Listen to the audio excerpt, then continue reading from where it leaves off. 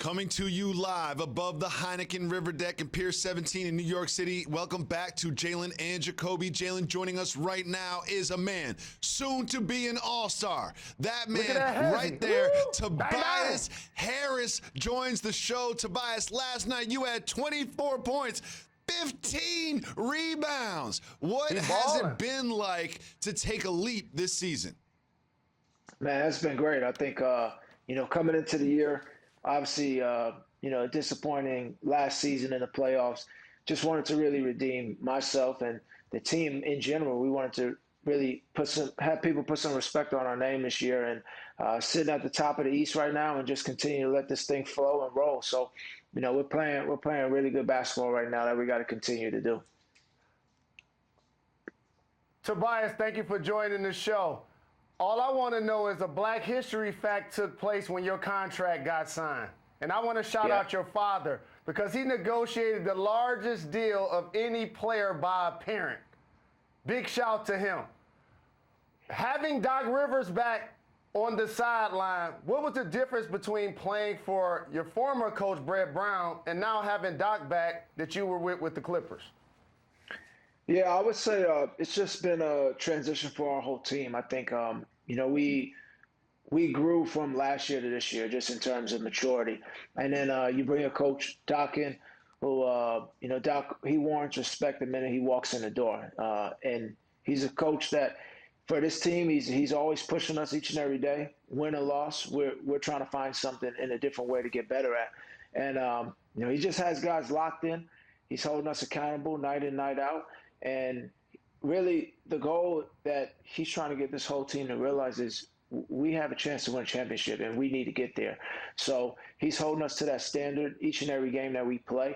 And it's been a pleasure to be back with Doc and to be coached by him this season. I'm having a lot of fun, and so are the guys. Well, you're winning a lot of games, and part of the recipe for all those wins is Joel Embiid's play this season. Being up close and personal, watching the big man perform night in and night out, what is it like being a teammate of his? Man, it's great. I think, funny moment is when it was one game, he was kind of off, and then I looked up, and he had like 32 points and 15 rebounds. And I said to somebody on the bench, I was like, man, this is like a bad game for Joel. He got 32 and 15. But he's playing at an MVP level. And, this year I think the difference that you're seeing in him is just the dominance of his size and his skill and being able – every night you see him – like I look at other fives that are guarding him, and I'm like, that dude is scared to guard Joel tonight. So he's taking advantage of that. And it's great to see, and it helps us.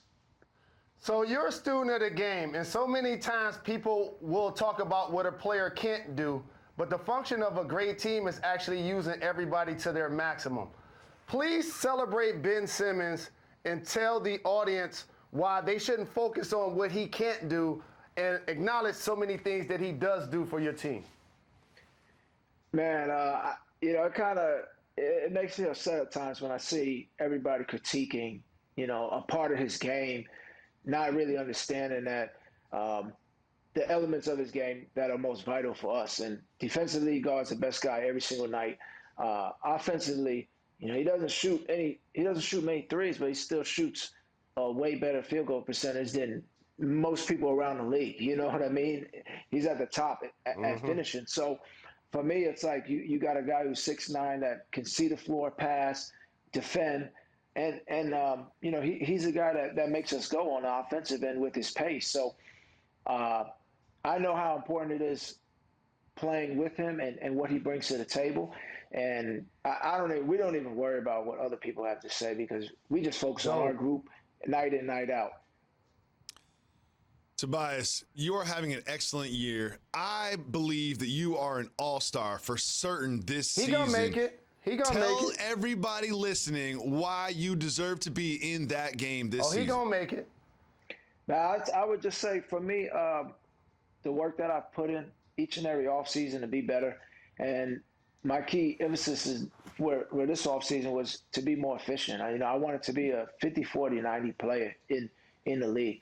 I wanted to be able to be that guy on a court that when other teams are playing against, they know you can't let him get off for 20, 25 points a game. But besides that, we're number one in the East. We have 3 All-Stars on our team. In the past, winning has been rewarded for an All-Star game, so I don't think that should alter it this year. And it'd be an amazing opportunity for me as a player, the work that I've put in, the patience that I've had year after year, and it would just be really fitting, and I would appreciate it for sure.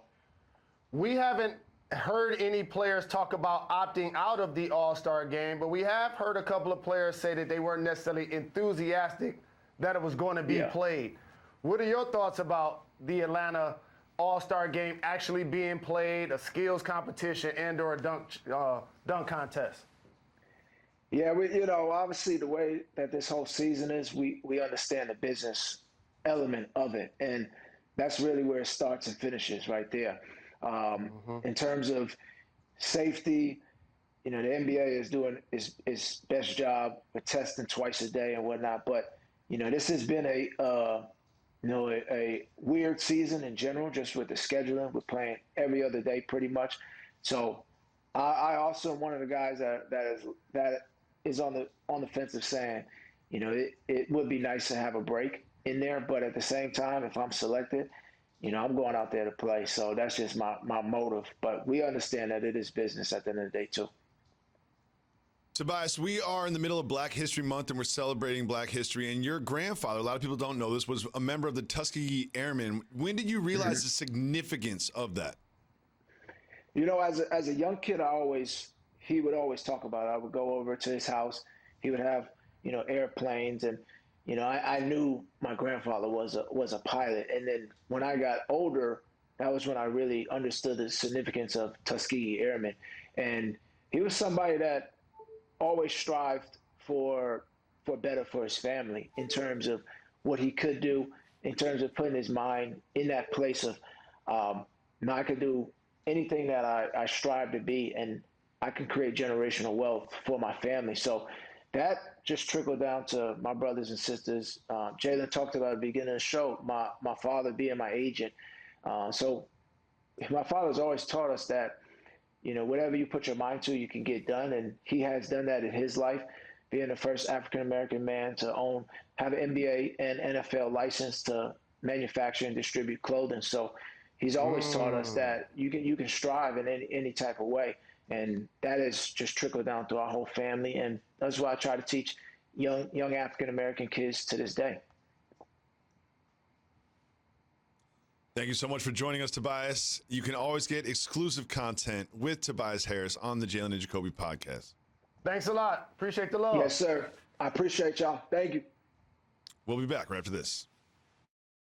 With Tobias Harris on the podcast. This is not for the television show, so we can talk greasy now, Tobias. I saw that you had the Valentine's Day balloon in the crib. How did you celebrate Valentine's Day? Well, we were actually on the road, so when you're on the road, you got to make sure the stuff gets here on the 14th, and you're not here. But when I came back, I obviously had balloons, the flowers. I went to the Venus e Flora, or whatever, that those expensive flowers. So I had the nice box of those. So Valentine's Day been a little tough. You can't go out to restaurants and whatnot. So you gotta make it do what it do. So but we had a great time.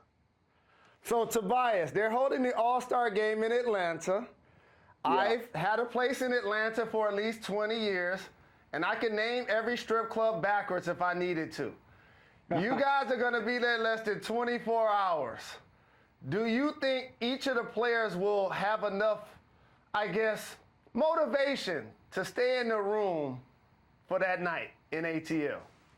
I think that the NBA is doing the greatest job to limit guys from going out of that hotel. So if the game starts at whatever time, I wouldn't be surprised if the NBA just comes out and says, look, y'all just flying in for the game and you out right after. So that's how I look at that one. They're going to escort you back to the airport. Everybody going to be coming in at like 12 and 1 in the morning. Wake up, eat breakfast, play the game, and bounce. Be out. That's how I look at it. That's how I think they may end up doing it. Well, I'd like to say that me and Jalen have pretty good chemistry on camera, but we are the second duo in sports, obviously second to you and Boban. How much do you miss the Bobby and Toby show? Man, I miss the Bobby and Toby show too much. I think, I was just actually talking to him yesterday on the phone, and I said to him, I said, Bobby, we're going to do the Bobby Toby show this summer. He was like, yeah, but you lie. You lie all the time. You say you're not going to do it. So I said, no, we're going to do it this summer. We got to bring it back.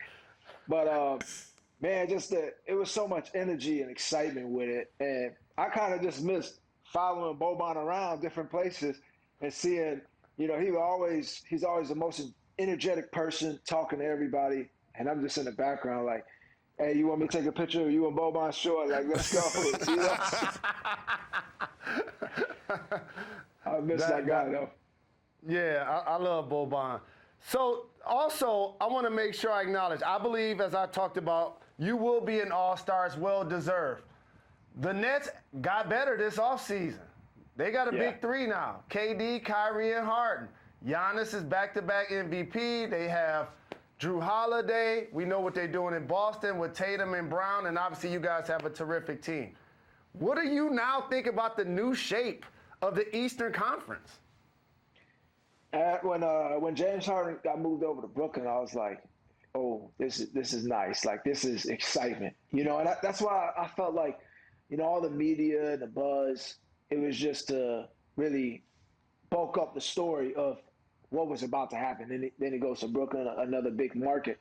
But if you look at the East, the way it's just shaping out, like, there's some really good teams. Like, if you just look now, you would say, all right, who gets in at the 8th seed? You look at maybe a team like Toronto or Miami or Atlanta coming in at an 8th seed. So this is it's competitive. Obviously, point. the season's a bit weird. You got guys sitting out, COVID and whatnot. But I think come playoffs, it's going to be the most competitive that it's been in a long time, just with the talent level that you have from top to bottom. So it's gonna be a fun experience. Hopefully, at that time we can get fans back in the arenas and have sold out crowds. I doubt it, but we'll see what happens. We will. And you mentioned the playoffs, and obviously in Orlando, in the bubble, your team came up short in the playoffs in a big way. What did it feel like? What were the meetings like? What was the discussion like about that sort of misstep in Orlando? Man, that shit sucked, honestly. Like, it happened, and I felt like everybody just went their own way, like right after for about a good month. And then like once we seeing the finals and everything go down, then we started reaching back out. And then I think it was this moment of no one really knowing what was going to happen. Like, when you lose first round, more times than not, it's like a reshaping of a team. You just don't know what's going down. And then, Doc came along after when he was available. Daryl Morey came along, then the draft, and then things started shaping back up with some more excitement for the team that we had. And as soon as we came in, day one, it was like the goal from the start wasn't a championship. It was we need to be first in the East, and we need to work our way. And Doc came and said that from jump. And he said the only way we're going to get there is we got to work. So we had training camp, and it was like I think we went 5 days straight. And everybody's kind of everybody's like, hey. That's old school. Yeah. They was asking me I thought Doc doesn't have training camps. I was like, I ain't seen this Doc, So then we just, so from there, he came one day, he was just like, I know y'all wanted a day off, but we got work to do, real work. So, there was just this mindset of a change, we haven't done nothing. We just got swept, So that it's just a shift in the mindset from day one was the real change of this team. And, Doc did a great job of that. Doc and the Sixers probably didn't make their goals happen in the bubble, but that's the score of the game. I can't front. I was so proud to be an NBA member because y'all was winning the game of life with you guys' voices. And how I felt a sense of pride when I watched the game and seeing Black Lives Matter on the court. I saw the 29 messages on the back of jerseys and how that shaped society, shaped the elections. It changed sports forever. What was that experience like, because you were one of the loudest voices? It was legendary, you know, and I don't say that lightly. Like, that's something when I have kids, I'll really let them know. You know, if you just watch on TV in general, like entertainment, every show you watch has a message, right? And we never wanted to be just entertainers in a respect. We wanted to be entertainers, professional athletes that also had a goal and a message to push out there. And, you know, it really takes a lot of humility too, because when you look at, we're competitors, so it's even tough sometimes getting a group of NBA guys in a room just because you're like, man, he not better than me. He not better than me. Why am I going to listen to him? You know, so but to have us all in a room communicating, talking of a bigger goal of, yo, like, we have families, we have members going through stuff. Like, we have to express ourselves in that type of way. We're just not, you know, some puppets out here doing whatever. So I think that you really saw a group of athletes and individuals come together for a greater good, and that was bigger than any NBA championship or any, you know, TV ratings can go, and that's special. That's really well put. We appreciate you taking the time to join us on Jalen and Jacoby. You're welcome back anytime, and we look forward to watching you in the All-Star Game in Atlanta. I appreciate y'all. Thank y'all. Anytime, family. Thanks a lot. Yes, sir. All right. All right, Y'all now have a good one. Yes, sir. Appreciate you. Peace. Thanks so much. Appreciate you too.